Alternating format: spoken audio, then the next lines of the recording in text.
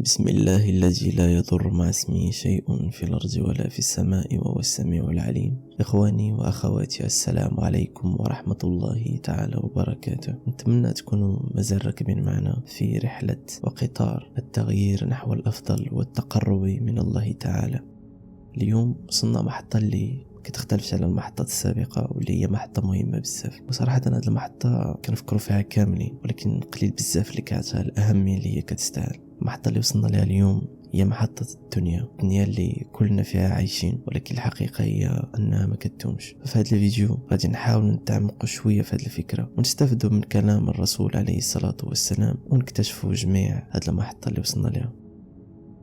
فمؤخرا وعلى مر العصور صراحة كنلاحظوا بزاف ديال الناس كيجريو ورا الغنى، الصحة، الشباب والوقت الفارغ، ولكن اللي نساو واحد الحاجة مهمة بزاف، هي أن هاد الأمور كاملة ما كتبقاش، وبحالها بحال الدنيا فانية. فالشباب كيمشي، والصحة ماشي دايمة، والغنى ممكن يتبدل في رمشة عين، وحتى الوقت الفارغ اللي كتحس براسك عندك اليوم غدا ممكن تولي مشغول بزاف وما تلقاش حتى الوقت باش تطلع في راسك.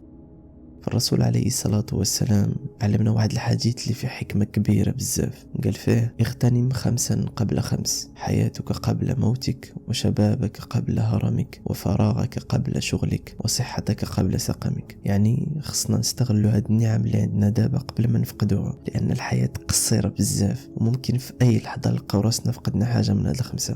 فالسؤال اللي كيبقى مطروح هو كيفاش نعيشوا حياتنا بطريقه اللي ما نخسروش هاد النعم. واسمح لي غنعطيك جواب دغيا: ما يمكنش ما تخسرش هاد النعم، لانهم كما قلنا فانيه. ولكن السؤال اللي خصك تسول راسك هو كيفاش تستافد منهم ما حتى هما عندك. فاول حاجه خصك دير في بالك هي ما تختارش لا بالصحه ديالك ولا الغنى ديالك ولا حتى الشباب ديالك، لان كل شيء مؤقت وكل شيء ممكن يتبدل في اي لحظه. شحال من واحد كيكون عنده الصحه والشباب وكيدوز الوقت ديالو في امور اللي صراحه ما عندهاش قيمه، كيجري ورا الفلوس، ولكن واش الفلوس غادي يدوموا؟ اولا كيتباع بالقوه ديالو والصحه ديالو، ولكن واش كتظن بلي هاد القوه حتى هي غتبقى ديما؟ فللاسف ولينا كنعيشوا الحياه كيف ما جات، وما كنفكروش ان هذه الدنيا عابره وغادي يجي واحد النهار ونودعوا كل شيء.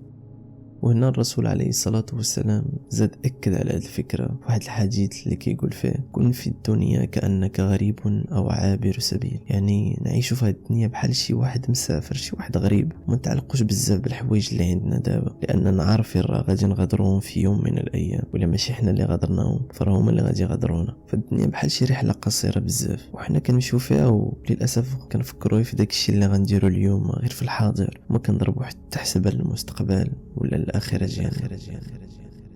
فما تفتخرش او تعلق بزاف بهاد النعم، لانهم غادي يمشيو في يوم من الايام. وبالنسبه لك ما حسنش انك تستغلهم في شي حاجه مفيده؟ واش ما حسنش انك تصرف الوقت ديالك في الخير وتفيد الناس وتفيد راسك؟ وهذا الشيء بطبيعه الحال ما كيعنيش اننا ما نستمتعوش بالحياه، بالعكس الاسلام كيحثنا على الاستمتاع بالحياه، ولكن بالعقل وبواحد التوازن اللي ما يخليناش نغفلوا على الهدف الحقيقي من هذه الدنيا، الا وهو عباده الله. فاش غتعيش بهذه الطريقه غادي تحس براحه نفسيه كبيره، وغادي تكون عارف باللي اي حاجه كتجي راه كتمشي. والاهم هو اننا نركزوا على الاعمال اللي عندها قيمه حقيقيه، نكونوا طيبين مع الناس، نخدموا في الحاجات اللي فعلا كتزيد لنا في الحياه قيمه، ونتقربوا اكثر فاكثر من الله سبحانه وتعالى.